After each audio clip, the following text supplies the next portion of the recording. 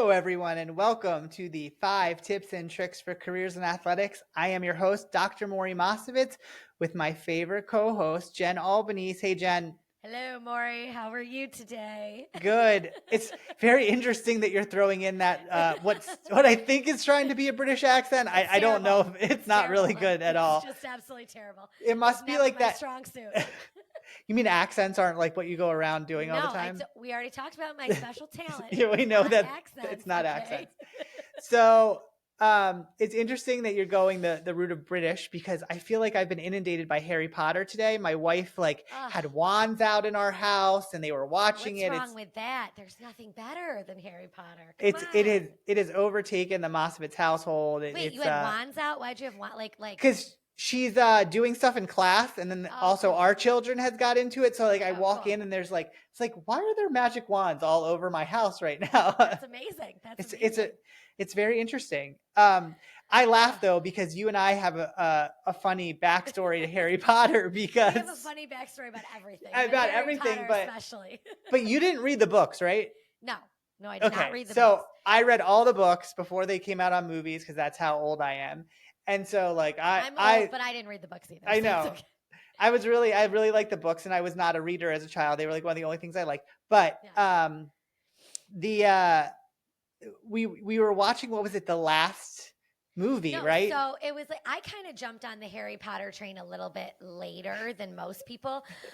So I started watching it when my husband and I started dating, maybe 6 or 7 years ago, more like 8. Well, you have been married that long, We've been married 7 years, so it's probably 8 or 9. And we were talking about it because he obviously watched all the movies, went to the theater with his mom, and saw all the movies, and I never got into it. So I was like, oh, okay, I'll try. So I start watching the movies and get hooked, obsessed, oh my God. But I never looked online. I never wanted to see what the ending was. Yeah. So in my mind, I'm how is this going to end? What's going to happen? And so I think we were talking about it one day, and you just so nonchalantly. I don't think I did it that way. Yes, I think it was. Did. Yeah. You did. Go ahead. Tell No, you do it. You say it. You were like, well, he dies in the end. And I was like, what? Sorry, spoiler if no one's ever seen Harry Potter. I was like, he dies? And you're like, yeah, he dies at the end. I kind of remembered as more of have you seen, I feel like I was egging you on, have you seen it yet? Have you seen the ending yet? Were. Yeah. And then you're like, what, does he die? And I was like, I don't know. And you were like, he died. That's the way I remember it. I don't remember it as me coming out and being because I don't think I would have straight out said he dies, because it wasn't true. So I feel like you were so nervous about a plot line that you created me telling you that he died, but I don't think I did. I think I was halfway through, and I was I don't want to watch the rest of these knowing that he's going to die in the end. It's going to be terrible. It's going to be you kept looking at me and being like, you got to tell me this. I'm like, I can't tell you. I'm going to ruin it for you. I feel that went on for a couple weeks. I know. And then I was like, okay, I have to watch the end, because I didn't want, and obviously if you've seen the movies, he doesn't die. If you want to go into the real lore, though, he kind of does die and comes back. Right, but there's part of his body that dies. Yeah. That creepy little whatever that thing is. Which also, if you ever get the chance to go to London, we went to the actual sound stages where they filmed it, and they had that little animatronic creepy thing. And it was still creepy. It was creepy in person. It was so weird. But yeah, it's so great. Harry Potter's just the best. I will definitely say it was a good part. I enjoyed it in my childhood. I remember reading the book, so it's definitely worth it. I feel it's something that stands the test of time. Absolutely. Our kids could watch it when they get older and be like, this is still such an incredible. Yeah, because it's not grounded in reality. There's no time frame that this sits in. Your magic wand doesn't outdate itself. Listen, your magic wand could work when you go to Universal Studios. There you go. Okay. Pitch for Universal. Well, on that note, as we advertise for everybody else, let's get into our commercial, and we'll see everybody when we get back. Harry Potter. If you're enjoying this podcast, please follow us on your favorite podcast streaming service. The 5 Tips and Tricks podcast is a part of Athletic Career Consulting, a group focused on educating and guiding high school and college students looking towards careers in athletics. To find out more, go to our website at www.athcareer.com. That's ATHCAREER.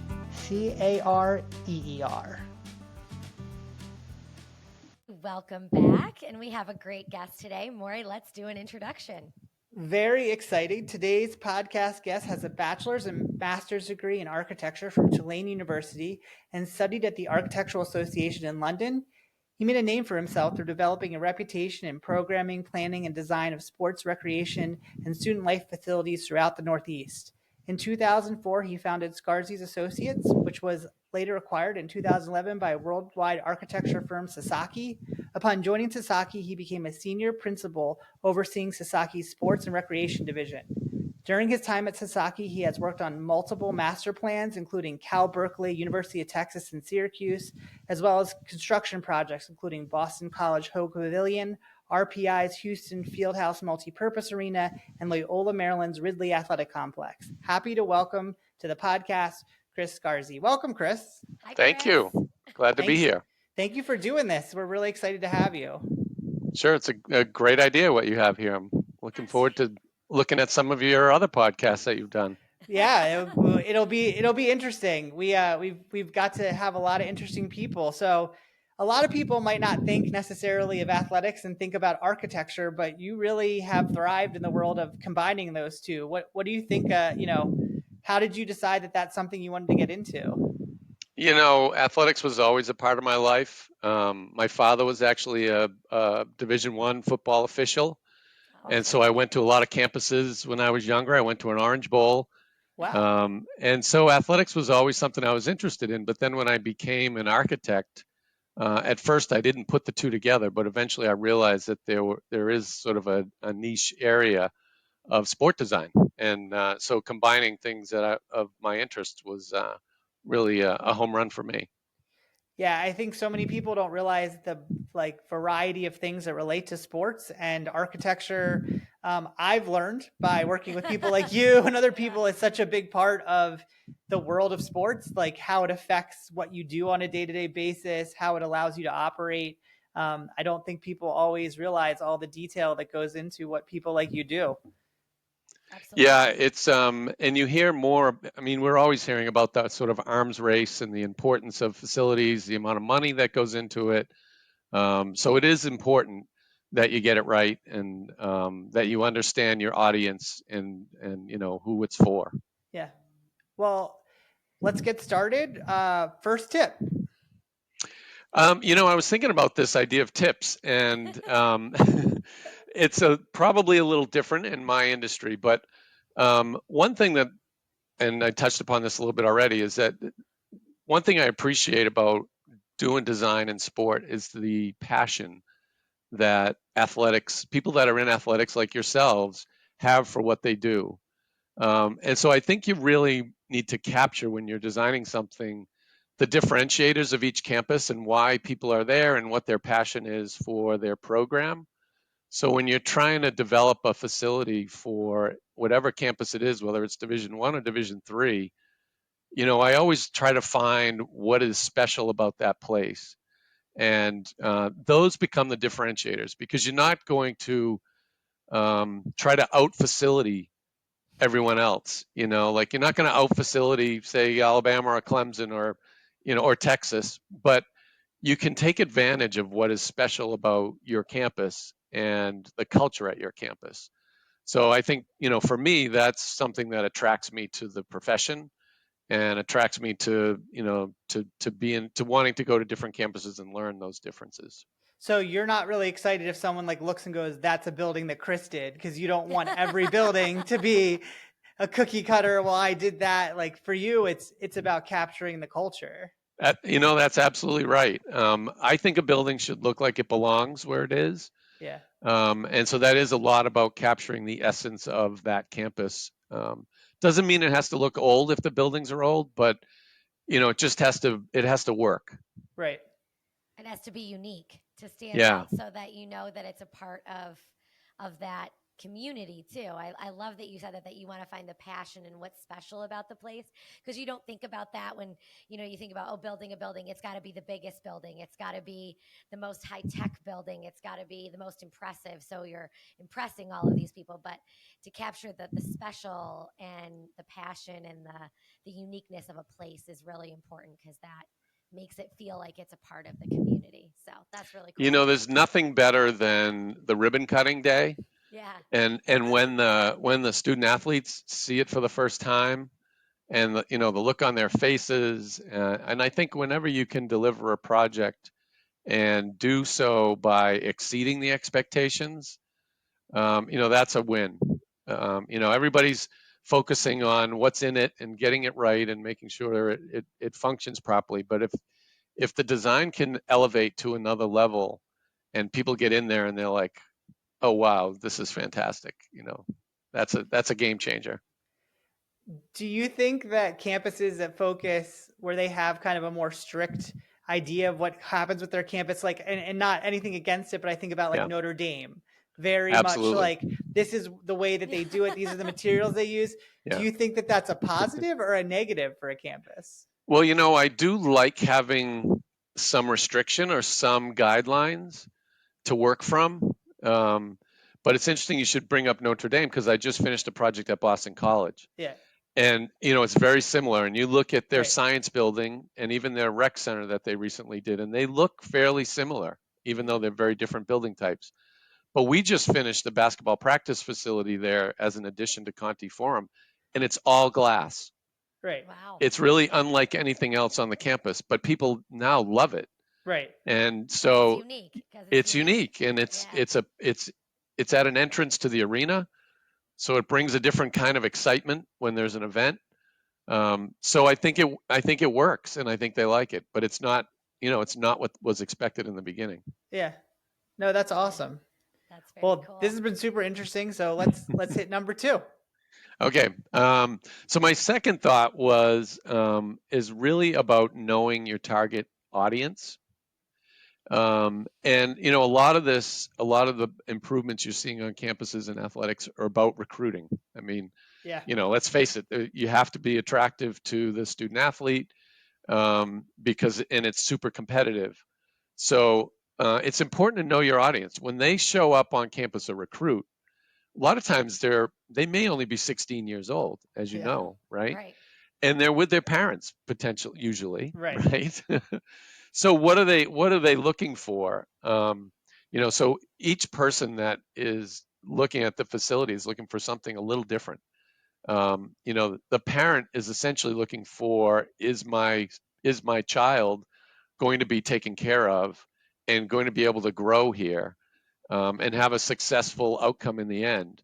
Whereas the student themselves might be saying, are we going to get better? Am I going to get better? Does the university support this program?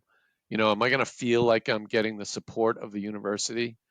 And then you also have the coaches. So, coaches are looking at a pretty quick result. Can they win? Right. Do they see success here where it's going to be about, I'm going to be able to recruit good athletes, I have the facilities to be able to develop those athletes, and I'm going to have a chance to win.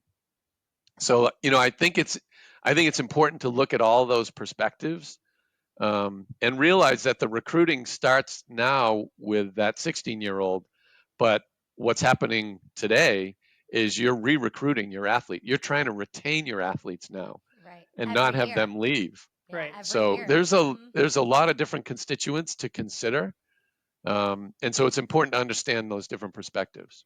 I think it's so interesting about the whole change in way how you have to think about retaining, because I know definitely have conversations about what does it mean to get someone in the door, but then someone who's 16 to somebody who's 20 might have a different need for sure. Yeah. Being in a Yeah. facility, rehabilitation and, being comfortable in the facility might be much more important to them than all of the fun and exciting things. And Yeah.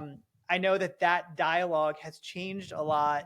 Like when I'm talking with people over the last couple of years, especially with the transfer portal being opened up. So Yeah. it's kind of crazy how your industry, and I really didn't think about it as much until you just said it, has to be keyed into that and bring it to your clients, because they might Yeah. not be aware of what's actually going on around them. Right. Right. Yeah. No, it's very competitive. There's a lot of visiting going on. Athletes visit other places naturally because they're competing Hmm. Right. against each other and they're traveling, so they're more aware. And it's all on social media also. Yeah.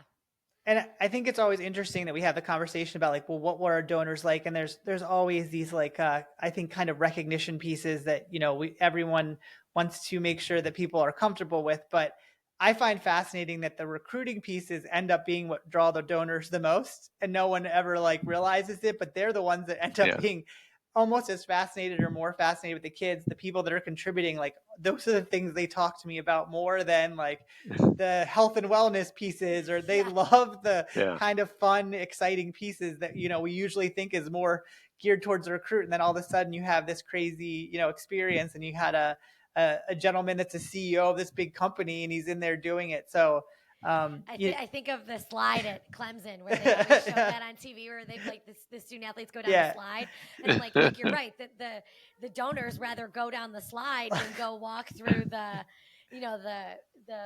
eating area that you Yeah. just spent all this time on, what kind of chairs they're gonna sit in, and it's like, Yeah. can I go on the slide? Like, that's all I think about. It's like that flashy for the 16-year-old is what you're Yeah. trying to get, but Yeah. I always think about the And slide. we can't forget the donors, obviously, Yeah. because They make it happen. they make it happen. And at this point, and from what one of the things I've seen evolve is that athletics projects need to be on most campuses 100% supported by Yeah. donors and not by the universities. There are some exceptions out there, but Yeah. generally, these need to be donor supported. So they have to see a reason and they have to be motivated. Yeah. That's great. Okay, number 3. So number 3 is kind of related to the direction we were headed, which is about benchmarking. It is important to know what else is out there. And so we do a lot of benchmarking.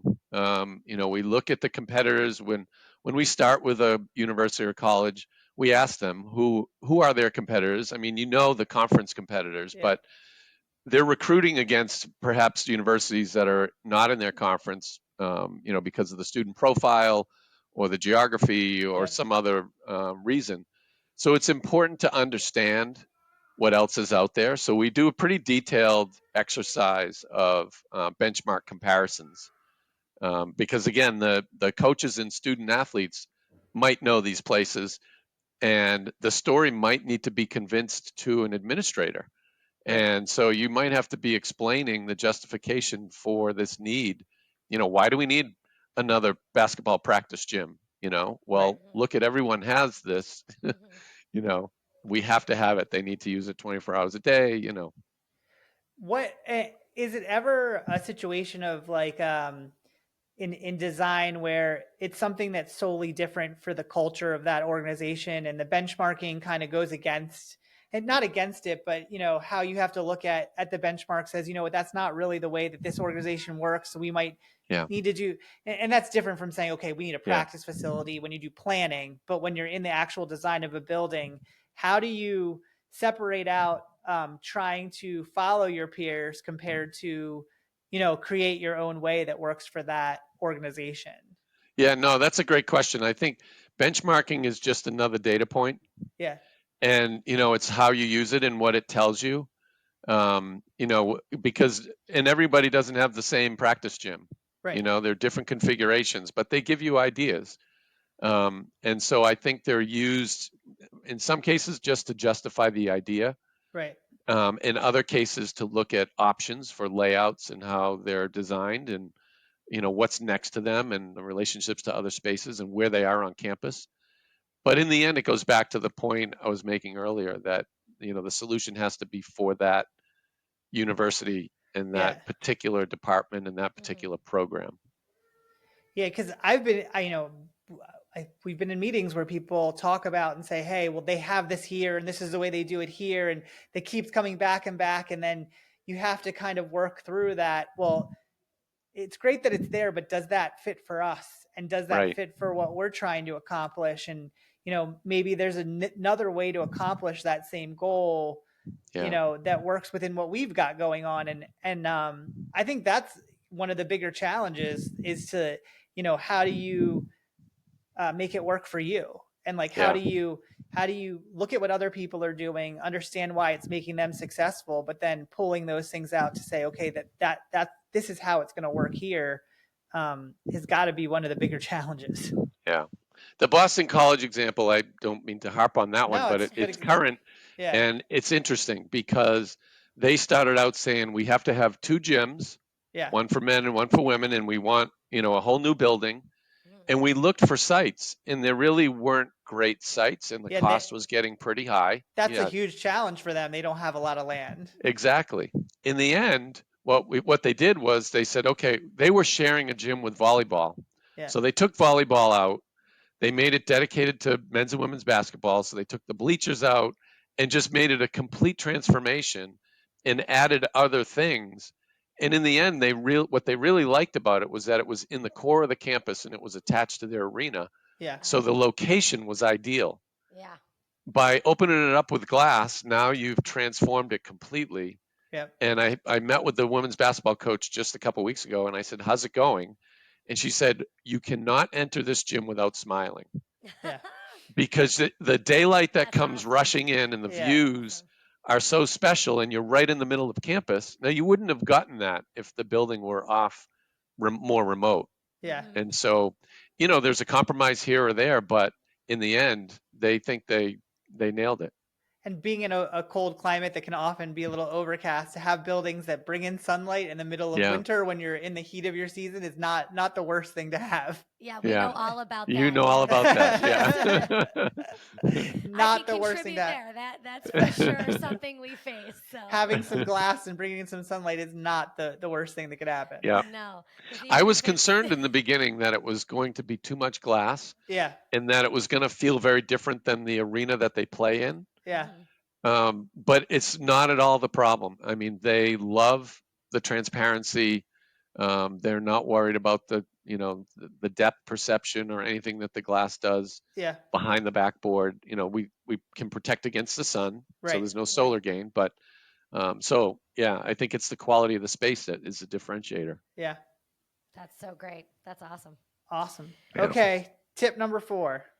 So number 4 is also recognizing that you're doing buildings for a university that's there for a long time. And when you do campus buildings, you really need to be thinking about 50 years. This isn't retail where you're thinking 10 or 15 years. Right. You're thinking 50 to 100 years. And so it's important that even though athletics might be pushing for, get it done quickly. I just want my space. I don't care what it looks like. I just have to get that court in or that indoor practice facility in. However, you have to have that responsibility for the campus. It's a long-term building. It's not for any one coach. It's not for any one team. It's something that's going to be there for a long time, and it has to pass the test of time. Yeah. As the person that you hand the keys over to those buildings, that's a pretty big deal, because That means a lot. the facilities that were built maybe a little bit quicker that I've had experience with are not the easiest to operate comparatively. I've seen some of those, Maury. I know it's been. They must not have been thinking about that, 50 years ago, because the older buildings also are tough. Yeah. And athletics is guilty because they need it quickly. I mean, it's part of the nature of what's happening. Right. You might get a donor that says, do it now. You might get a coach that's, you're trying to hire a coach or whatever it may be. You're reacting, and so a lot of times it's a very reactive solution, and it might be just add on here, add on there, and grow just organically, without taking a step back and thinking about the big picture and the implications long term. And it's funny because how you and I know each other is very much through being involved with trying to combat that issue through master planning. Because as a person that lived through kind of a more loose sense of how we're going to go from one thing to another, and then have a idea of, okay, these are the steps that we're going to take. it much more easily allows for you to, one, know where you're going, like how to plan stuff, but also I think provides a better quality of building because you kind of have a roadmap about where you're going. And that's something that you're kind of known for in the world of that's how you get people to where they need to be. Why did you look at planning as such a part of your career and then tying that with athletics? Yeah, I think it's so super important to do, to really, again, sort of take a step back, look master plan wise, so you're strategic about growth. And it you don't want to do something that in 10 years you're like, why did we do that? Now we can't do X. Right. And ideally, you're thinking about it comprehensively. What are the relationships of the buildings? At Syracuse, we talked about the one team theme, Right. and having everybody come together. And so what are those themes, and how do you reinforce those with facilities? And if you do a cheap and quick building, when you go to renovate or change, you realize you have garbage, and you don't, and now you're throwing you end it up away. ripping it down. Yeah. I've seen that firsthand. Yeah. And with the sustainability movement that Yes. we're all well aware of now, there's no better sustainability than adaptive reuse. Right. Rather than tear down. So if something is built well, you can find another use for it, Right. and you can add on to it potentially. But if it's not built well, now you're starting to throw things away. And that's something interesting that I've seen a lot of is like repurposing, how can you leverage that? And also it allows some of your sports that might not always get the resources to have opportunity because you're going in and refreshing those spaces and being able to turn them over because they're quality to other sports that might not necessarily draw that financial revenue from donors. Now you're not wasting that space, and you can really leverage it really well. And it's something that I didn't really understand until going through a master planning process with you all and looking at, how can you really leverage this and how to be kind of the best steward of the space that you have. Maury, Thinking about you're very good at that, Maury, to repurpose space, let me tell you. A lot of reuse of space. Yeah, very creative, Maury. Very creative. We are in every nook and cranny of these buildings up here. Chris has seen it. Yeah, I've seen it. Yeah, and you struggle with things like not enough ceiling height, right? And things that are strange geometries, and how do you adapt that? It's not simple. Yeah. Well, this is awesome. So Jen's gonna do the last question, and we'll go from there. Our favorite one. So, what do you know now, Chris, that you wish you knew then? So, what do you know now at this point in your career that you wish you knew when you first started? That's an interesting question. My career's kind of evolved toward my interests, because I do feel like, and I think this is true in any profession, that if you have a real interest and a passion in what you're doing, you'll do it more and you'll enjoy it more. Yeah. So I guess the thing I would say is I wish I had recognized sooner that there was a specialty there. And I don't know that I'd be in any different place than I am now, but I would have jumped in sooner, and realized, I say sooner, I've been in it for a while now, but I do think that, I spent years doing other building types, and maybe that was more of a training ground, and then all of a sudden I appreciated the sport design. But I guess that's about the only thing I could think of that I would do a little differently. So for those people out there listening, definitely the students, how do they connect with getting into what you do, whether it's through your company at Sasaki or other companies? What would be your recommendations for them to connect with the world of athletics and architecture? Yeah, there are definitely firms that are in the space a lot more than others. We're one. There are others that many people know that are out there that are specializing in that. There are differences among those firms. Some are more focused on design and might have a little higher threshold of projects that they'll undertake. Others might be more about, just sort of providing service. So it's, that's kind of the spectrum in architecture. It's more service-oriented firms and more design-oriented firms. But if you're interested in sport design, It's not hard to find the firms that are the most popular ones. And I think if you show that interest and have the appropriate education and Yeah. interest in architecture, Mhm. that you bring an extra value to that type of firm. Because I know when we're recruiting, we do more than just sport facilities. Yeah. But when I know that we need someone to support that aspect of our practice, if I can find someone that has an interest in that, that's again an added value, because I know they're going to bring that passion and a little more insight. We have employees that are former Division I athletes, Yeah. and so they Cool. bring that Yeah. perspective. So that's helpful. Is that something that they should be doing when they're doing projects or focusing and they have a choice about, I want to try and do some, design work? Should they be focusing on trying to understand that, or is it more general and it's better when you get to the firm to actually start, working within that space? Yeah, I think it probably is more general in the beginning, because you're learning about how to design and how to put a building together, and the whole practice. That's a lot. Yeah. And you can do that with any building type.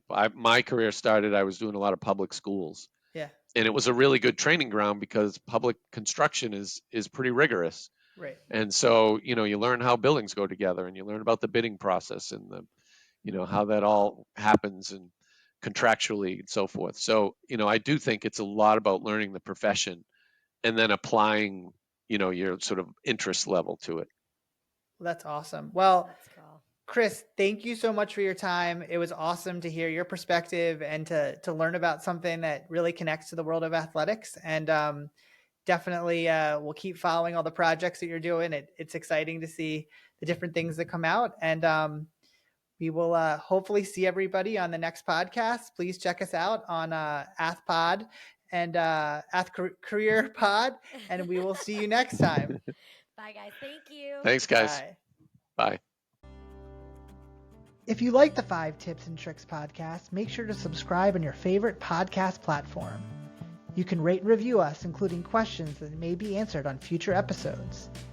The 5 Tips and Tricks podcast for careers in athletics is part of Athletic Career Consulting.